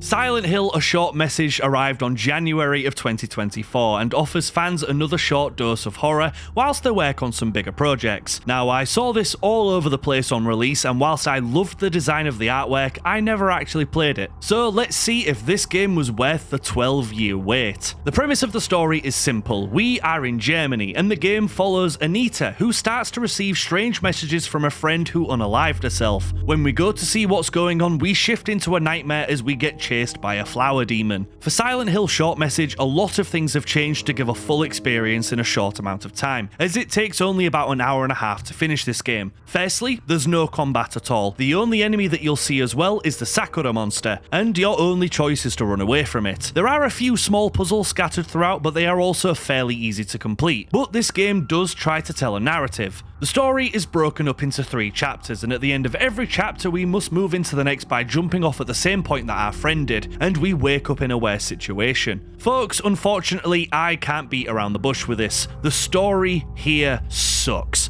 and the main protagonist is easily my least favourite yet, but one step at a time. Now, normally for a Silent Hill game, you have to read between the lines and piece together the puzzle yourself, which to me is one of the strongest appeals. However, here they just shove the message in your face at every waking moment. The entire game is about bullying, social media, and the impacts of unaliving oneself. It could be a really good little title if the story was told in any other way than the one that we are given. There is no subtlety, no reading between the lines. In fact, you'd know the premise of the game, I'd say, by the 15-minute mark, which makes it really boring to go through, and exploring is totally pointless. This isn't the best in itself, but the main character is so appalling, she is impossible to root for and makes it so much worse. Throughout the game, you kind of realise that Anita contributes to the reason why her friend is where she is, but instead of using this to grow as a character, all she is self-deprecating. it is constant and it is so annoying. She'll learn something really shocking about her friend and her instant reaction is, well, I'm a terrible person. Wow, the world would be better off without me. I can't get anything right. And it may not sound bad by one sentence, but when every line she speaks is something of the same notion, then not only is it impossible to root for her, but it actually makes you actively dislike her. And unfortunately, there just isn't enough of anything else to really retract from these negatives. That's all there really is, and within 30 minutes, I was bored and ready to move on. Now, there are a couple of positives, do not get me wrong. Firstly, the aesthetic and the look of this game is really good. The style of the Otherworld and all of the set pieces throughout are quite fun to look at and are clearly made with love. Also, the design of the Sakura monster is fantastic and is the highlight of the game to me. This opponent is beautiful. There is also something new here for the first time, as throughout the game it can go all live action-y for a bit of context and lore, and I really didn't hate this idea. Folks, you may think I'm over-exaggerating or not being fair to the short experience that this is, but honestly, I would rather play Homecoming for the rest of my life than pick this game up again. It offers nothing worthy of the player's time, and that really disappointed me. If a touch more care went into this, it could have been something really special, but everything is surface level, boring, and it's just not something that feels finished or worth the time. So we have found a new contender for one of the worst Silent Hills out there. Now honestly, I don't think it's as bad as Book of Memories, but it's pretty damn close,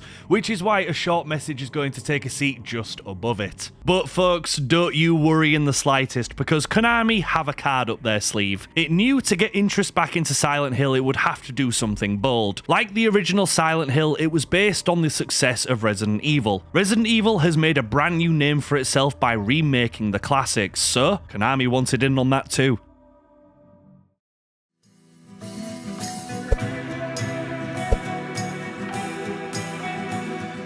Folks, we finally arrive at the remake of Silent Hill 2. Now, I was extremely excited to play this. After falling in love with the original as I did, I was really curious to see how the remake played. And I'm not going to tease or lie to you folks, this game is perfection. Now, in terms of talking about the details and everything, I really don't have that much to say, as this game is quite faithful to the story, characters, atmosphere, layout, and themes of the original. So everything that already made the original game so good is still here, and if anything, it's better than ever. So since the story is identical, we can skip over this immediately, as we all know my thoughts on it. But we can move on to the characters and how they have been tweaked for this new installment. Somehow, and don't ask me how, but the character work in this game is incredible and a significant improvement over the original. Even though the beats hit the same and a lot of the dialogue matches, with the new 2024 graphics, it is beautiful from start to finish, and I cannot stress that enough. But that's not even the most impressive upgrade to me, as the voice actors knock this out of the park. James as a character is so much better than the original. Here you can really feel every single thing that happens to him,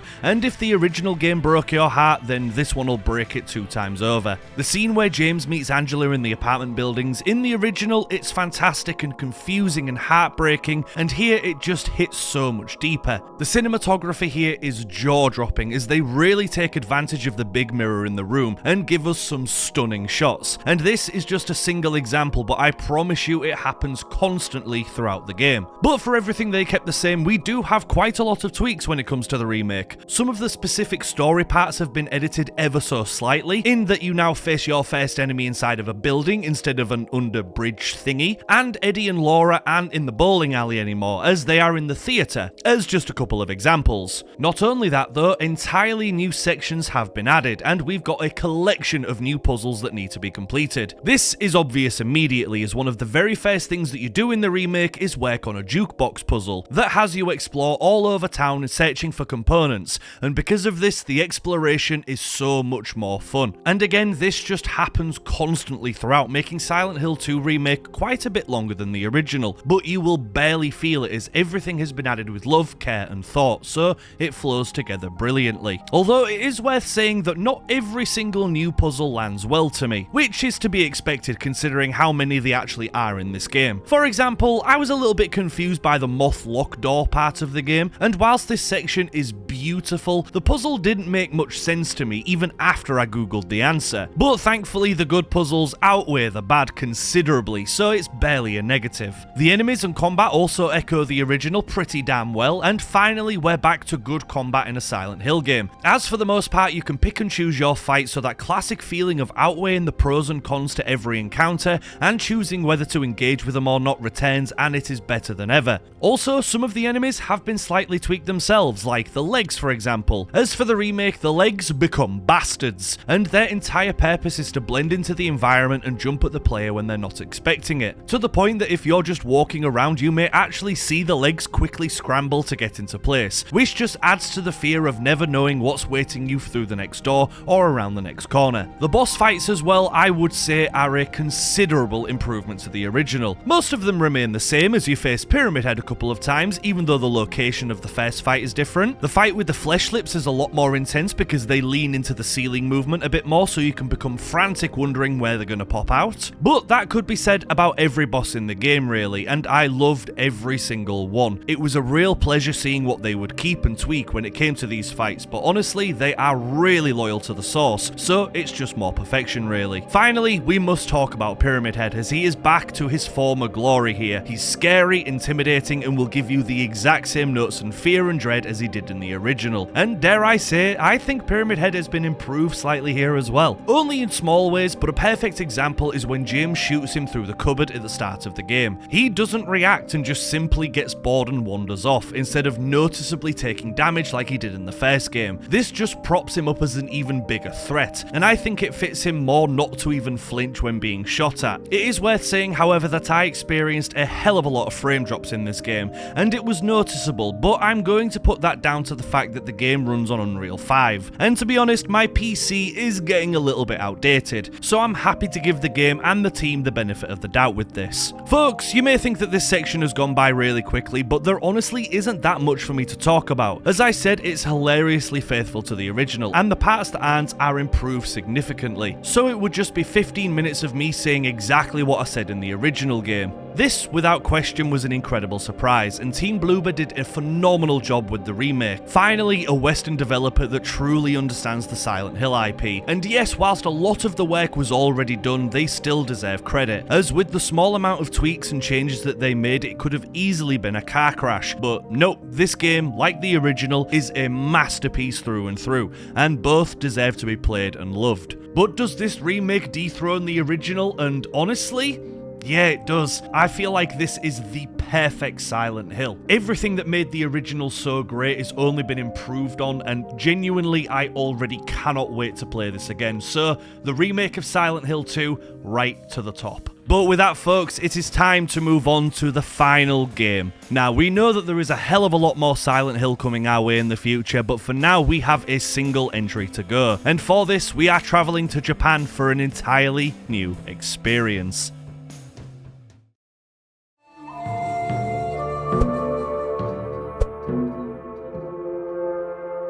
We arrive at the final entry in the series, and one that came out only a month ago. Silent Hill F, or but I'm not sure. But I'm not going to lie, a big part of the reason why I chose Silent Hill to be the next every video was the fact that I was desperate to play this game on launch. I was so incredibly hyped for this title, and it's finally here, so let's see if it not only lived up to my personal hype, but also the hype of another fully fledged Silent Hill experience. So let's dive in. For the last time, let's talk about the story. It's the 1960s in rural Japan, and we follow the main protagonist, Hinako Shimizu. What starts to be a somewhat pleasant day, besides arguing with the parents, soon turns into a fog-filled nightmare as we must face some pretty new and insane-looking monsters, as well as diving into our own trauma and friendships to make it out alive. With that covered, let's move on to the combat and the mechanics, as this time around we definitely have some changes. Firstly, weapon durability once again returns, and yeah, I hate it, but it's fine. Some weapons break a lot sooner than you'd imagine, but thanks to new toolkits that you can find, you can always repair your favourite weapon to use a couple more times before it breaks for good. In total, I wouldn't say that there are too many options on melee weapons, but there's enough to make it worthwhile. Axes, knives, pipes, sledgehammers all work exactly as intended, but some here do have a considerable edge over the rest, like the knife. This thing could melt enemies, but it also breaks fairly quickly. Not only that, but there is an entirely new emphasis put into the combat mechanics, as stamina, dodging and counterattacks are all part of the experience here,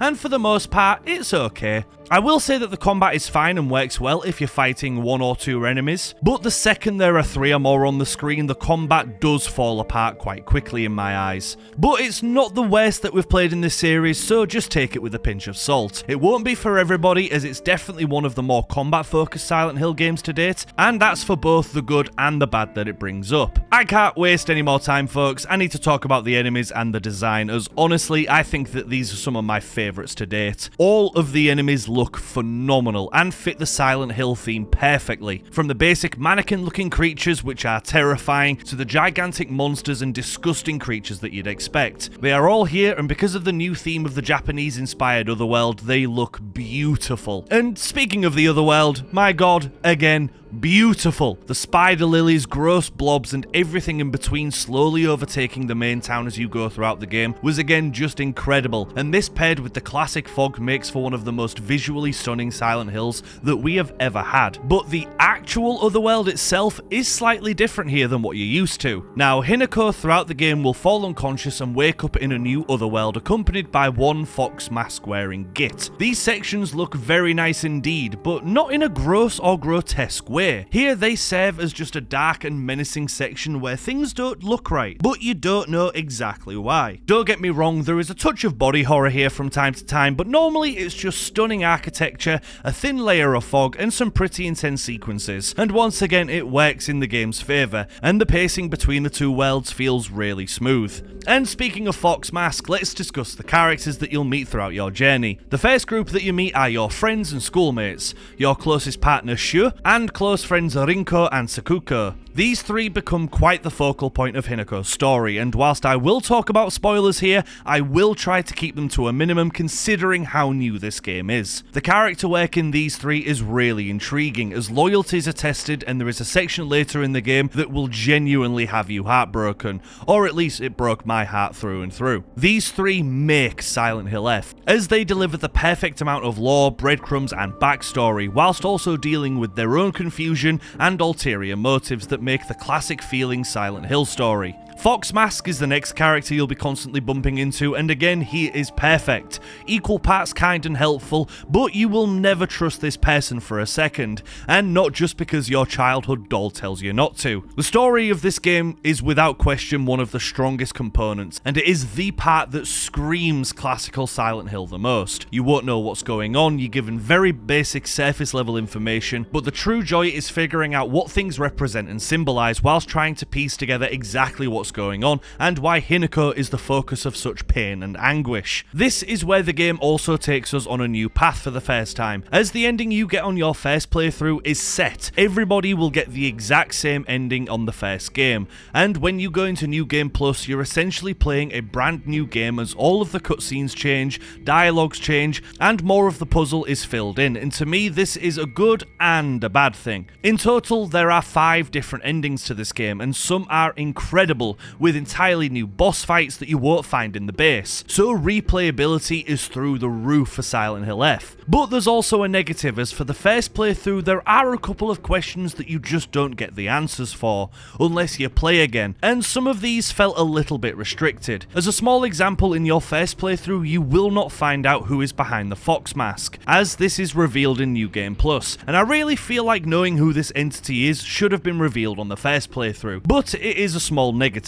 Puzzles also return in full form and feel like something ripped straight from the classic games. Some are confusing, some are fun, and some are a real puzzle that will need concentration to be able to crack, and I don't think I can think of a single puzzle that I didn't enjoy in this game. So, what of the bosses? As Silent Hill F also includes several boss fights and even some fights that feel like bosses but actually aren't. Firstly, the design of every single one is impeccable, and some of my favourite designs out of the entire series. However, to fight, they are a considerable considerable shift in tone, and whilst I personally still really enjoyed them, I can appreciate that some people might not be as into them as I was. So whether you like them or not will be completely dependent on your personal preferences. But even if you don't like the fights themselves, the design and the spectacles of every scrap will leave you amazed. That is a given. Unfortunately though, it's not all great news, as I definitely have some problems with this game, and honestly the third act is quite weak in my eyes. To ramp up the difficulty towards the end, you'll be facing a lot more enemies at the same time,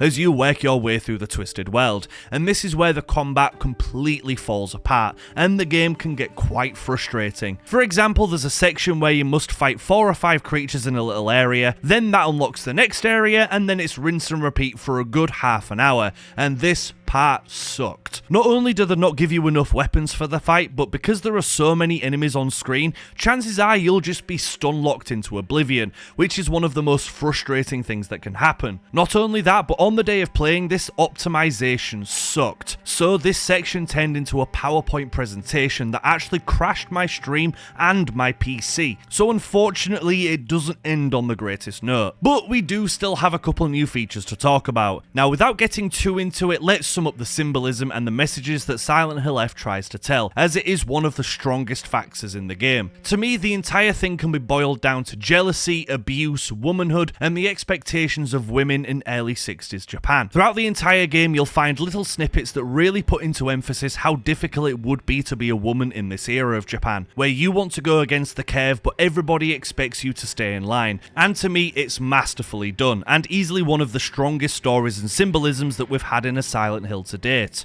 Massive credit goes to Neobards, as they truly understood exactly what makes a Silent Hill, and here it's on full display. It's fantastic. And I feel one of the reasons why it's so good is that they're not trying to be Silent Hill 2. A lot of the Western games failed because they were trying to recreate that feeling that Silent Hill 2 delivered, and honestly, that's an almost impossible task, so they were doomed to take a hit. But here they told their own story in a unique setting that we've never had before, and it will blow you away. The cinematography is also phenomenal, the voice actors did an unbelievable job, and yes, I played with Japanese dialogue because dubbing is a sin, and just every single angle and aspect of this game screams that the devs put as much love and care into this as they possibly could, and it shows. There is honestly a lot more here that I could talk about, but I don't think I need to, as hopefully I've already made my point here, that Silent Hill is back and better than it has been in a hell of a long time. This game exceeded my hype, and I'm already looking forward to going through this again to squeeze even more juice out of the orange. It feels amazing to end on a good note, and considering that we've got a Silent Hill 1 and 3 remake coming, and a new game with Downpour, and a new film coming out, it is a bloody good time to be a Silent Hill fan, and if Silent Hill F is a taste of what's to come, then we are all going to be very happy. So to me, Silent Hill F was an absolute treat to go through, and I'm already looking forward to doing it again, which is why it's going to be taking a seat just behind 3. May not seem like a big deal, but the fact that a modern game is competing with the classic Japanese ones,